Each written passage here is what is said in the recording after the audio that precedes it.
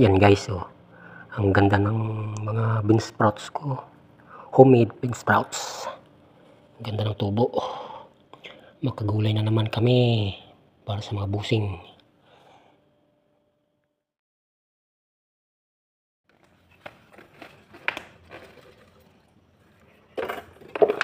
Yan guys, oh.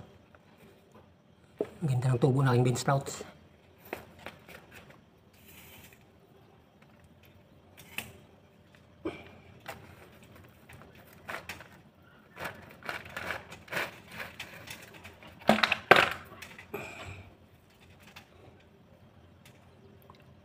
Toge kung tawagin sa Pilipinas.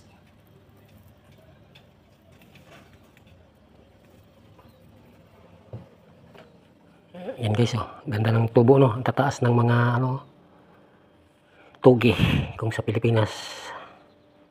Yan ang aking homemade bean sprouts.